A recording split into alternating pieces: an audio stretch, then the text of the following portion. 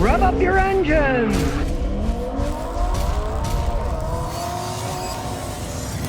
The Chinese now claim they have a 1,200-mile hybrid. Now this is BYD's fifth-generation powertrain, Seal and Quin L sedan. Now they don't sell these in the United States yet, but they say that with a full tank and a full battery charge, they've actually reached the range of 1,429 miles. Even if it's only 1,200, that's a game breaker, right? The thing is, obviously hybrids are the future, not pure electric battery-driven cars. The one thing you don't want is range anxiety. If they can actually make cars that you only got to charge them and fill them up with gas every 1,200 miles or so, then people will indeed be happy. They'll get good gas mileage because they're hybrids, but you don't go driving down the road and an electric battery car runs out of power and you're stuck in the middle of nowhere, right? They got a tremendous range. And then if there's no place to charge the battery up, you just go to a gas station and fill it up with gas. Drive it like a regular hybrid. You can have plug-in hybrids where you can charge the battery plugging it in,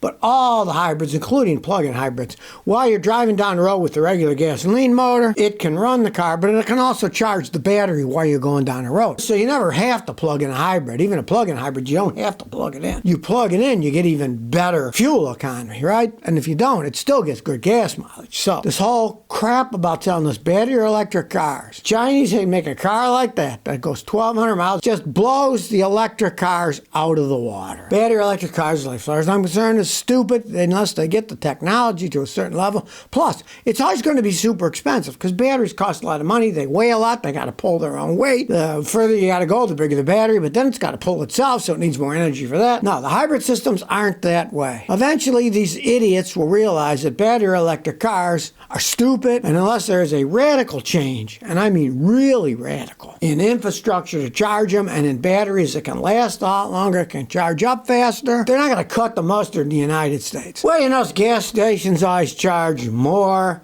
for credit card purchases. People wonder why. Well, of course, they have to pay the credit card companies. But here's the rub that's going to drive you nuts. Although the credit card companies collect on average 2.5% of every credit card process, 2.5%, most gas stations are charging you a lot more than the 2.5%. They say, well, we charge more. No, they charge more than that. Right? They wouldn't even make profit on the transaction that way. Well, we have to pay, but we're going to make a profit on top of what we have to pay them too. So, you know, too bad on you consumers. Yeah, you're paying more, but you're paying more than what they're paying the credit card companies. They want to make a profit on that too, you know? I mean, it's disgusting. I've even got to the point now that you go to restaurants and they say, we prefer you give us cash. Well, hey, a restaurant, who the heck carries cash these days? Hardly anybody, right? So then they say, we're adding this on your bill. And they're generally adding more on your bill than they're paying them. So you know what I say? If they do that in a restaurant, cut the tip. If they're going to charge you extra for using your credit card, which everybody uses all the time, right? You go to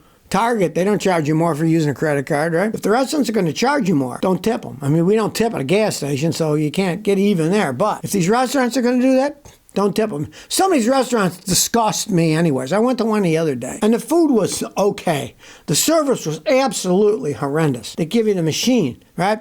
Here's the choices. 25, 30, or 35% tip. This is ridiculous. And it was horrible service for mediocre food. You know? Well, a Tesla supercharger manager got rehired by Tesla, and here's the horse manure that he says why he decided to come back, right? Don't listen to this horse manure, follow the money, but let's listen to his horse manure first. Here's what the guy says. This morning, George Bahadoui, manager of site acquisition for Tesla's commercial charging, announced he was rehired. And here's what he said. You work at Tesla because you hope to have at least a small impact on our collective future, to leave the world better for our children and grandchildren, blah, blah, blah, blah, blah, blah, blah. It's become a belief with them, right? Let's get the real reason. He wanted to get paid. That's the real reason he went to work for him again after he was fired, because he wanted to make money, right? How many people for managing electric charging jobs are there? Probably hardly any in the whole world. He's lucky he got a job. But we're going to save the world at Tesla.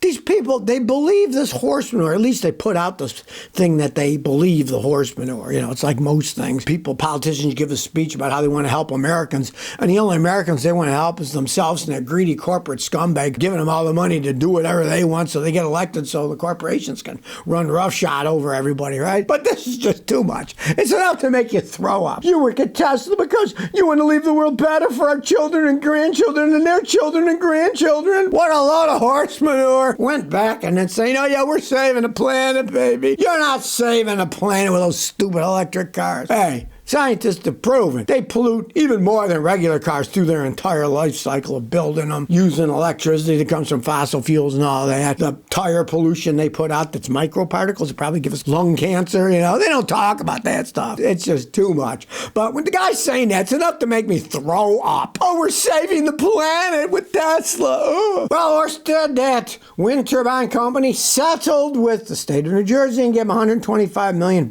after they scrapped the offshore wind project. I find this hilarious because one of the little politicians in New Jersey, she said in the past, I must ensure New Jersey will receive $300 million should Ørsted's project failed to proceed. Person Murphy said, right, $300 million.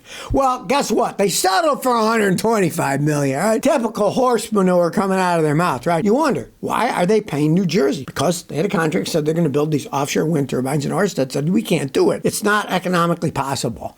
And if a company that makes giant wind turbines decides it's not economically plausible to build them off the New Jersey coast, that kind of tells you they just want a bunch of our money that we pay in tax that the stupid government gives them so they can make a profit on a system that is inefficient, doesn't work all that well. They're supposed to get $300 million. Well, they got $125 million for them not to build. And here's the thing. Let's see if that stuff even comes across. You remember Volkswagen and their big smog gate where they cheated with the diesels. Well, one of the things, they had to pay all these hundreds of millions, theoretically.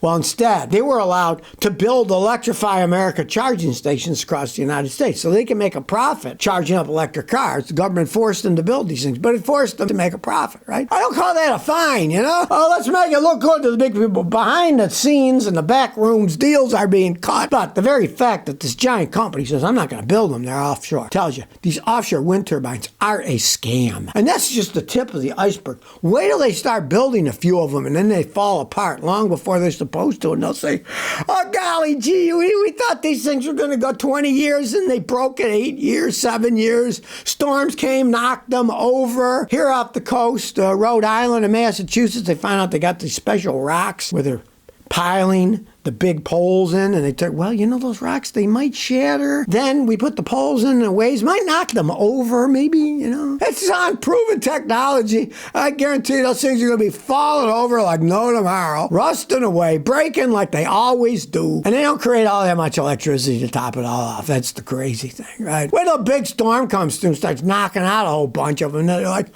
well, we thought they could survive this amount of wave action, but I guess we were wrong. Well, the rock was not as stable as we thought, so they fell over. And meanwhile, our taxpayer money's going to these corporations, and then our electric bills go up. My electric bill this year is 70% more than it was last year to pay for the stinking windmills that they're building offshore. It's absolutely disgusting. People need to fight this crap. Get these politicians out that are in bed with these corporations, spending our taxpayer dollars on crap that doesn't work. Well, all you people in California who put solar panels on your roof, you're going to get ripped off now. They passed a thing called NEM 3.0, and it slashes the money the utilities have to pay their rooftop solar customers by 75%.